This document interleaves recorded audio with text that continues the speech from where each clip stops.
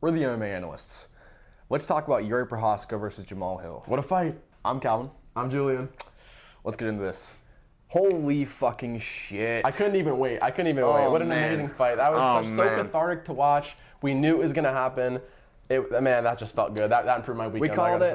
We called it. I was a little bit off. It wasn't against the cage. It was right in the fucking middle. And Jiri got him even better. Right down the pipe. It was a hook a little bit, but it was kind of a weird straightness. I'm taking it. Right down the pipe, goes right down. Holy fucking beautiful shit, slip guys. and rip, dude.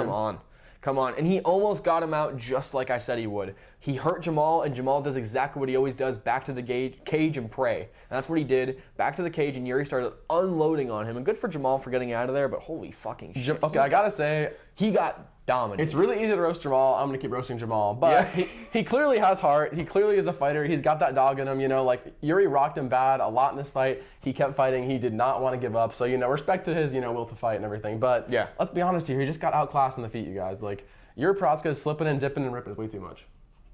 Way too much. Max Holloway got outclassed by Volkanovski in the third fight. Hill got dominated, in his words, let's say. Dominated, completely and utterly shut down. Yeah, okay, sure. We'll use Jamal's words against him Fair play, this one. fair play.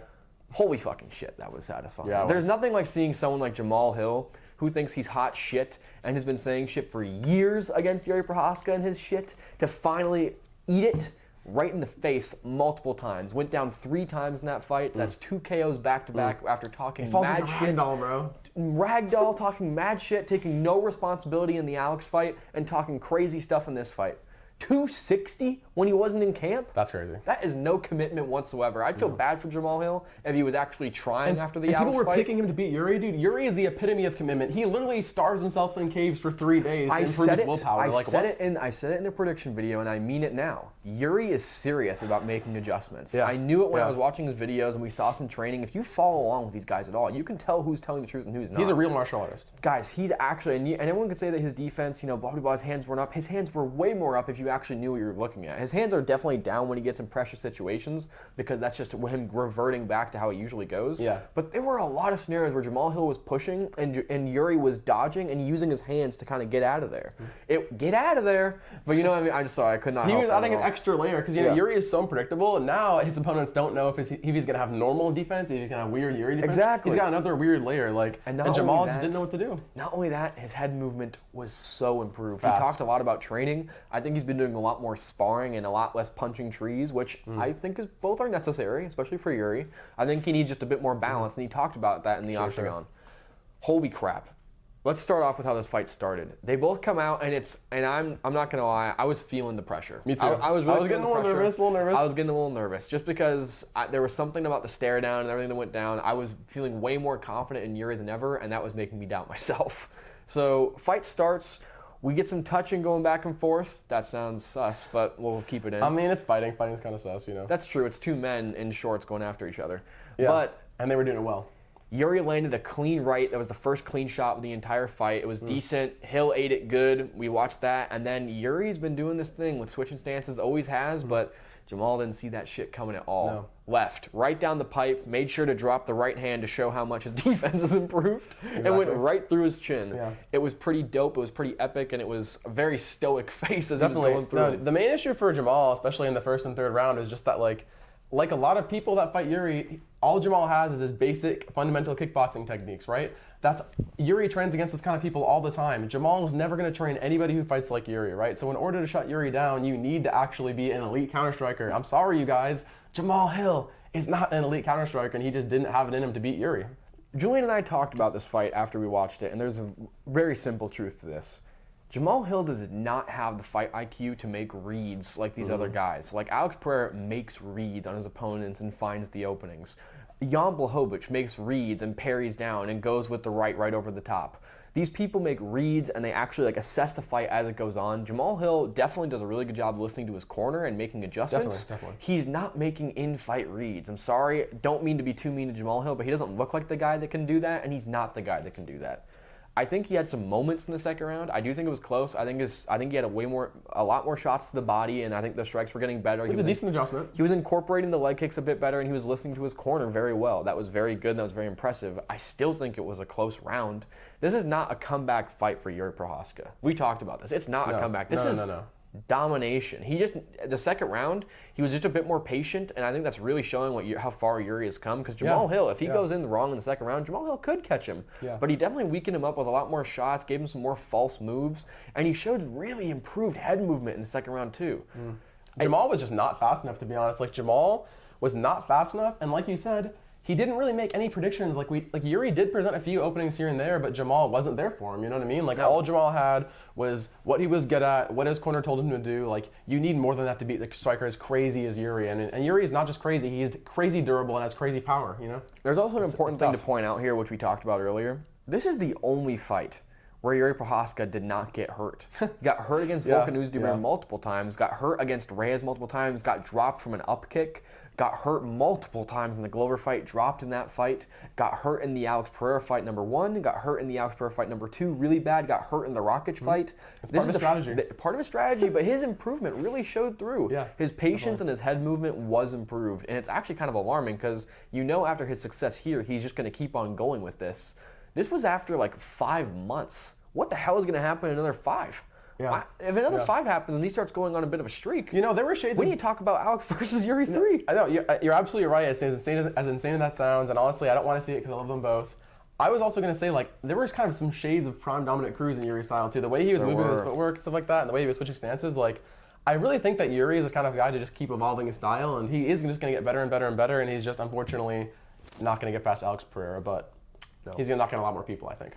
He's going to knock out a lot more people. Yeah. We'll see what happens. He was talking about a third fight with Alex Pereira. I don't agree. I love Jiri Prochazka. I love this performance from Jiri Prochazka. I think Jiri Prochazka needs more. Yeah, at least 1 or 2 more. 1 or 2 more. I think at least 1. I think 2 is probably necessary because I honestly think that if Alex does beat Ankalaev and he moves on this year, I don't know if he's fighting Jiri again. I think that if he beats Ankalaev, the UFC is going to start having to look for Volkov and other people at heavyweight. We'll see what happens down the line, but that would be my suspicion. God forbid they give Izzy a title shot. That'd be hilarious. But I do think that there is a clear answer for who Jiri Prochazka should fight next, and that is Carlos Ulberg versus Jan Blachowicz. Dude, that'd be so sick. It would be sick. We talked about this year fights we want to see in 2025, and we talked about Jiri versus Jan, and we were talking about how if Jiri Prochazka beats Jamahal Hill and Jan Blachowicz beats Carlos Ulberg, this is the bearded fight to make. These guys are Chads. These guys are warriors. These guys have both given Alex Pereira problems in the past, and they are both on the cusp of getting another shot. Jan Blachowicz especially. Yeah. He arguably won the first fight. It was very close, and they gave a decision for Alex Pereira. It was extremely close. Yeah. Also, I just want to say, like, we think, I'm assuming you agree with this, we think Jiri and Jan are probably the best strikers in the division aside from Alex Pereira. Like, I would say Ankalaev is after them. Like, maybe we're wrong, but as I see it, especially in terms of danger on the feet, like, we're assuming Jan is still good. Jan is going to knock out most people. Jiri's going to knock out most people. Alex is going to knock out most people. So I want to make sure I see them all fight each other. So I completely agree with this. Like, these are the 3 top dogs to strike in this division. If Jan gets through Ulberg, that means we know Jan is back, and so it'll be super exciting to see. And even if Jan isn't back, unfortunately, Ulberg wins, it's still a good matchup. Ulberg versus Jan is an exciting matchup. Yeah. That's the kind of veteran, fast, athletic fighter, and we have the up-and-comer fast, athletic fighter. That's going to be crazy. No defense, all swang. Absolutely.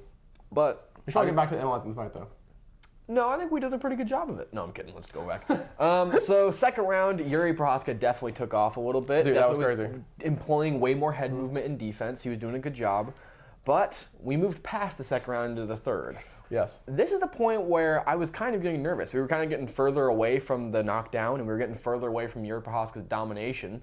But I do think I was still feeling a Jiri Prochazka win going to happen. I thought he would kind of amp up the pressure going into the third. But I did not expect that. It was beautiful. What were you expecting in the third round?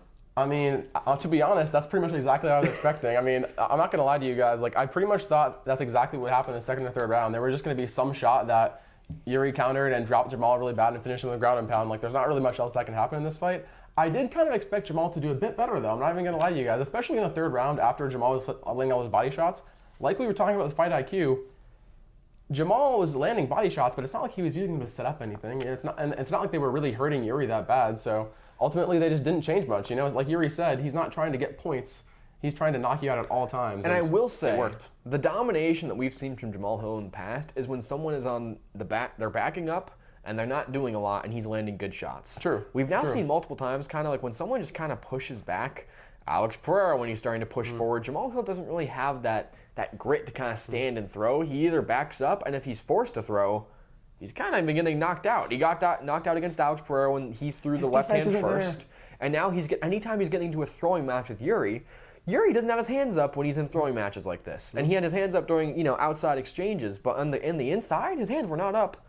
Jamahal wasn't landing anything. Yeah. And he looked like he was just scared to get hit. That's what it looked like when they were going after it. You could just see in his face, he was kind of like preparing to get hit. And it's just like, you can't do that in a fight like this. You can't be a professional MMA fighter like that and be doing that. Because I'm sorry, but like the 2 times we've seen him in these positions, he's lost. But thanks to Jamahal Hill's skill set, we got some beautiful knockdowns, man. We did. Those knockdowns were amazing. Every single one. All the ones in the third round were amazing. That uppercut at the end was absolutely disgusting. Perfect. I mean, this is just everything you want from a Jiri fight. Like as a Jiri fan, that's all you need. I mean, what more can you want? And I really think that a lot of people are realizing that maybe Jamahal Hill is not that elite counter-striker that people think he is. I think so.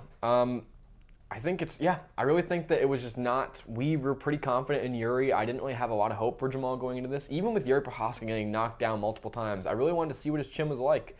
And the truth is, Jamahal landed some pretty decent shots, some pretty good, strong jabs, and it didn't do a lot to Jiri. But I also think that his chin has not been tested quite to the amount and needs to know if he's really there. Because I really think Jamahal just didn't land that much.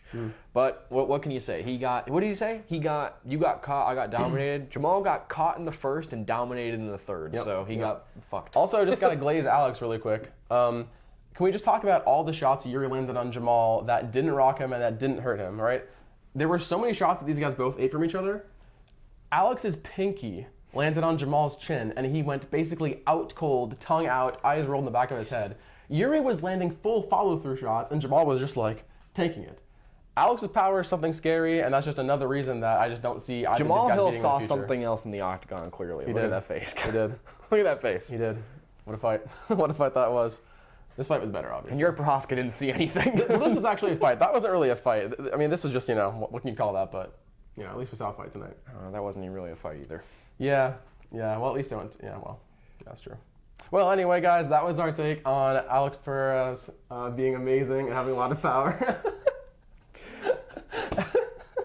To wrap one thing up before we're done, Jamahal Hill. I think it's pretty clear what's next for him. I think he should fight the loser of Olberg and Jan Blachowicz. I think that's pretty clear. That's a good I think matchup. Jiri faces the winner. Jamahal faces the loser. I would say Khalil, but I think Khalil versus Rakic is being made, and I think that's a pretty interesting fight. So I think we're going to get Khalil versus Rakic. We're going to get Jan and Olberg versus the winner versus Jiri. Whoever wins that fight, the loser fights Jamahal. Pretty simple. Start kind of figuring the division out as we go into the late 2025. Alex Pereira doesn't move up. The division will kind of start to sort itself out eventually, and you'll have a couple more defenses this year, hopefully. Or Absolutely. he'll get caught, and he'll come back, and you'll have an even better fight or a trilogy. Absolutely. We'll see what happens. It's an amazing time for the light heavyweight division, you guys. I'm so happy to be a fan. I'm so happy to watch it with you all, too. And so, I hope you guys liked our breakdown of Jiri versus Hill. I guess if you're a Hill fan, you probably don't like us very much. We understand, no offense. We don't really mind. Now that he's been dominated twice, we'll start Come on, to ease guys. off. Come We'll on, forgive come him. on. Let him off the hook a little bit. Okay, we'll ease off. At least We definitely will. Everybody should, honestly. He's got a bit to go for the next week or so. But after that, when he comes back for his next fight, I'll be interested to see what happens. And especially if he's coming back humble, I'm happy to support him as well. That's fair. Well, anyway, guys, if you like the video, comment, share, have some class. Give us a subscribe or something. Send a share to your friends and family. We're trying to grow this channel, so hope you guys are liking the content so far, and see you guys next time. All right.